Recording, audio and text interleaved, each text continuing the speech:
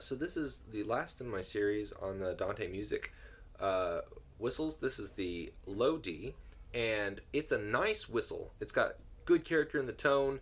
It's a little on the quiet side, but it's got a soft, airy, slightly airy uh, tone.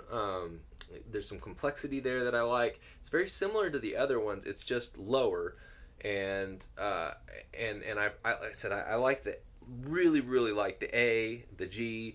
The F is actually growing on me. I'm enjoying the lightness of it, and again the character's really good. Low D, I have a lot of low Ds, so it's okay. Why don't you hold on to it for me, and I'll be out in a second. Thank you. So, oh, okay, okay. Thank you. He got me a cheese stick. Um, so, I'm enjoying it. I just as far I feel like I have some other whistles that are very similar to this one, but like I love that.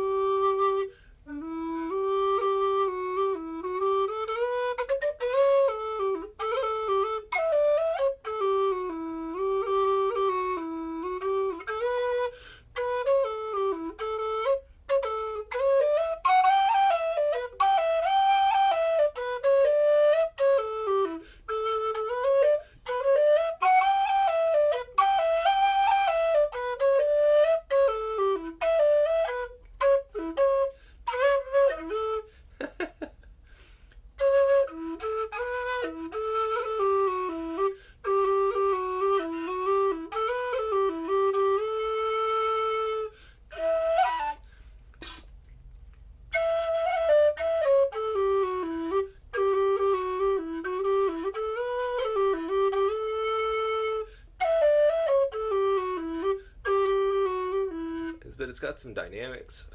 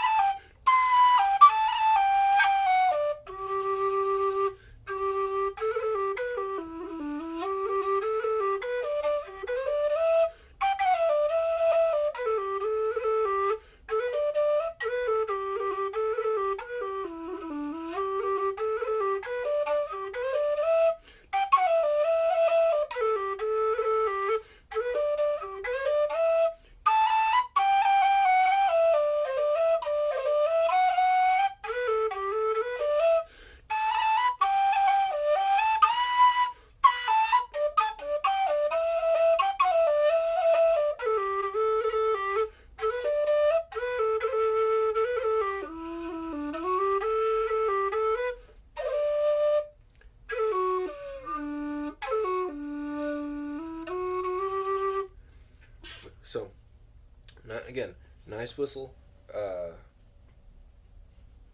Just like I said, the one drawback, if you want to call it a drawback, is that it's quiet. But some people are looking for a quiet whistle. Um, this is my Reviol, and I was thinking maybe the design. I know on these has been somewhat reminiscent of Goldie whistles, kind of that. Um, but the Reviol in particular is a very easy blowing whistle. It's got a very rich, complex tone. So blowing wise, this is similar to the Dante, but very probably a different tone. So here's the Reviol.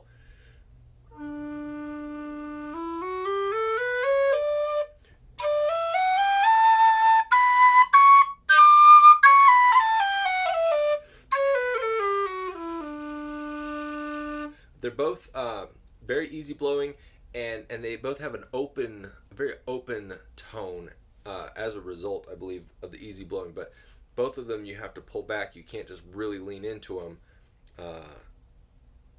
because they'll flip pretty easily into the second octave. So.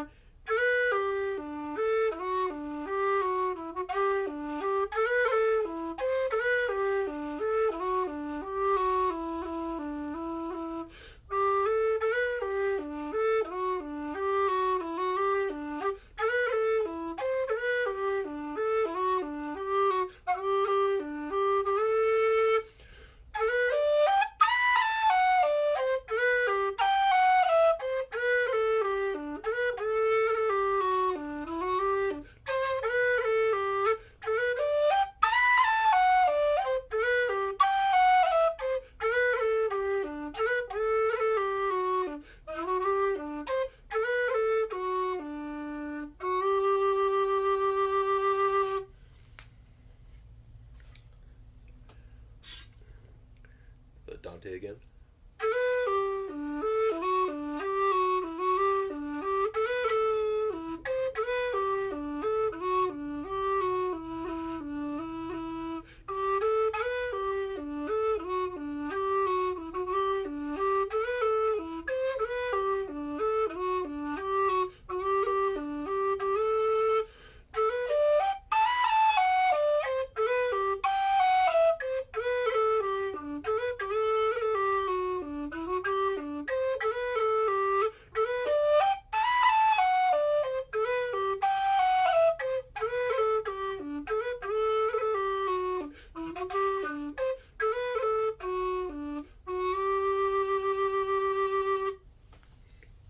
So two really nice.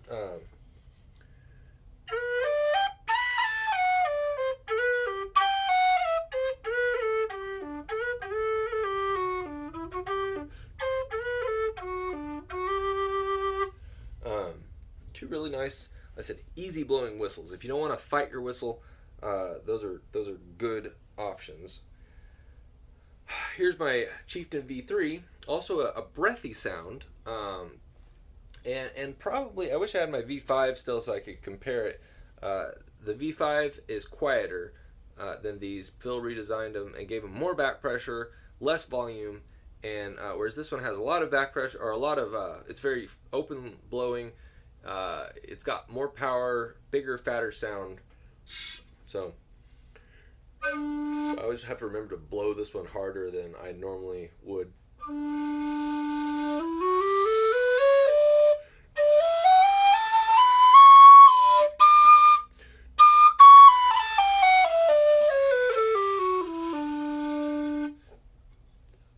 If I don't blow it hard enough, it's flat, and the top note, it's hard to access that top one, so I have to remember to give it more breath as I go up the scale. But it's got a nice tone.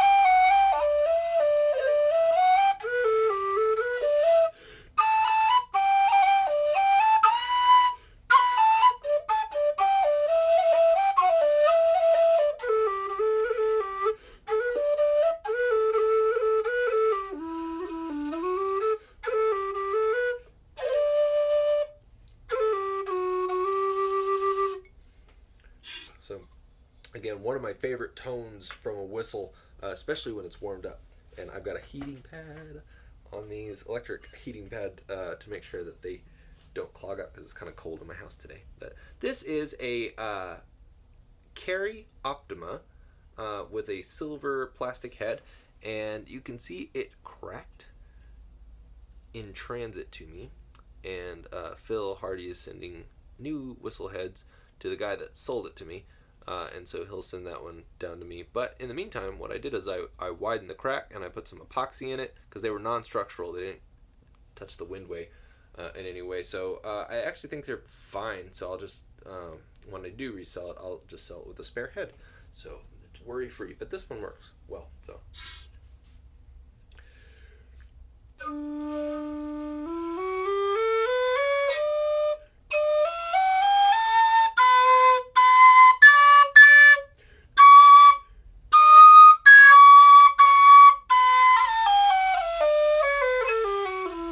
Definitely need to give it more oomph in the second octave when you get to the very top.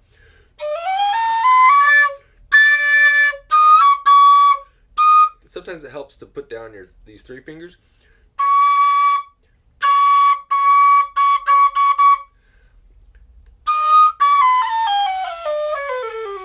But again, we're talking about places whistles shouldn't go most of the time. So I just do it because some people, for some reason, like to put their whistles in the third octave.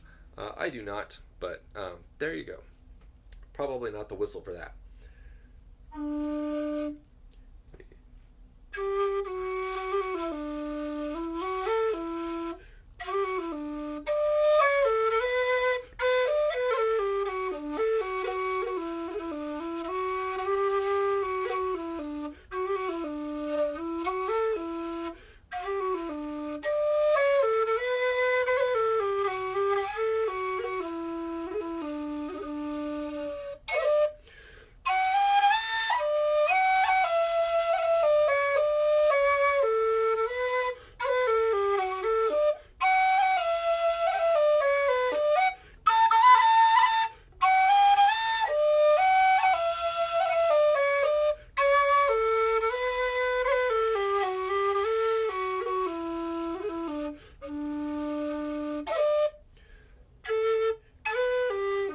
and this tune is called Wee Jacks, and it's WEE. He's Wee Jacks, and it's by a friend of mine, Stephen Dockery, and I really like it. So.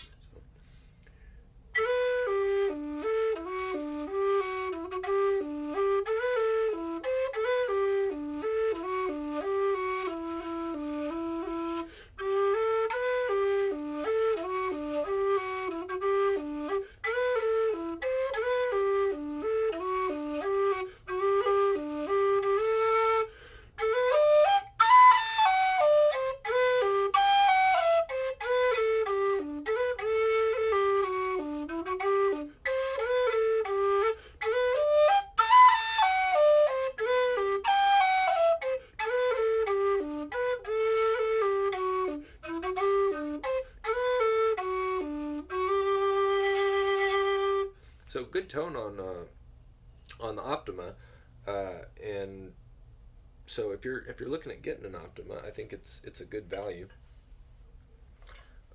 Then because the Optima, well, I'll show both of them to you. The Optima is very similar in design to a Colin Goldie, and also Carry Pro. The Carry Pros are made because both Colin Goldie and Phil Hardy apprenticed under Bernard Overton, who created the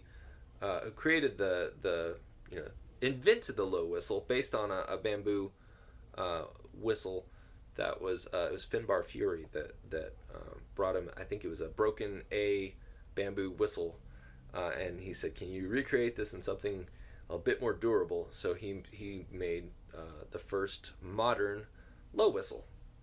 The ones, and so it became kind of the standard of the design. So Colin Goldie took over from him, and Phil Hardy kind of moved off and did his own thing, but he still makes his Chieftain or his Carry Pro models that are very similar, and I suspect they're softer blowing than the typical Goldie is, but I've never gotten a chance to try one. So that's why there's similarity between the two. So here's the Goldie.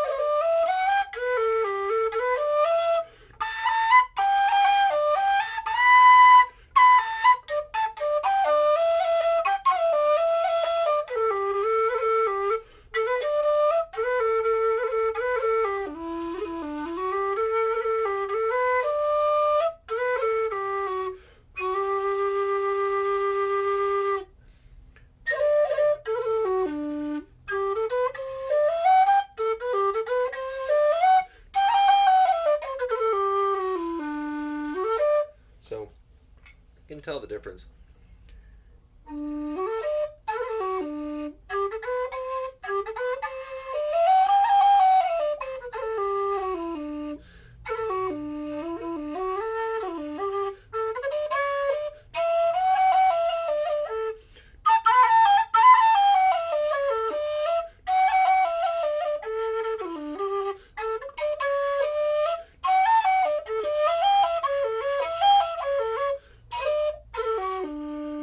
So not as much power at the low end, but a little bit more open sound on the carry Optima. So I'd imagine it's probably like that for the if the Optima is anything to go by, I would imagine that the Carry Pro is maybe a little bit the same, not quite as compressed of a tone. And this is a medium blower Goldie, so you can get a little bit, a more open, soft blowing Goldie, of course. But it's got a nice. You can really lean into this one. It gives you a lot of control over the dynamics. Final one is the Goldfinch low D. This one takes very little air. It's actually similar to the Goldie in that respect, but it's a quieter whistle, and so it gives you, again, it sort of gives you that control. It's got a smooth tone, very pure. It's like they've gotten rid of most of the air noise. So while both this one and the Dante are relatively quiet whistles, the Dante has a little bit more fullness to it, just because I think they left in some of that breathy noise. It's a bit of a rounder tone. So.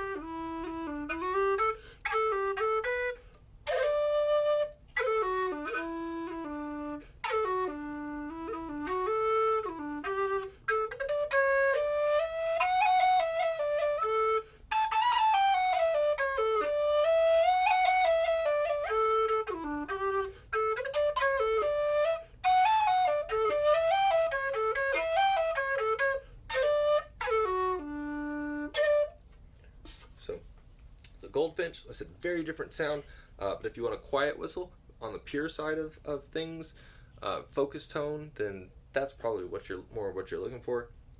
Here's the Dante one more time.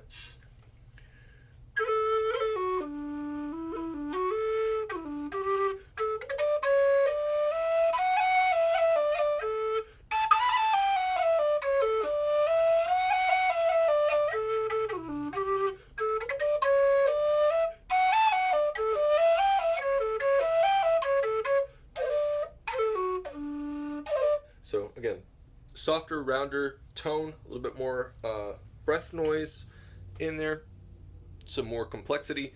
But anyway, I hope that's helpful. Kind of giving you the idea of where the Dante stands as far as whistle tones and playability goes. So, hope you enjoyed it.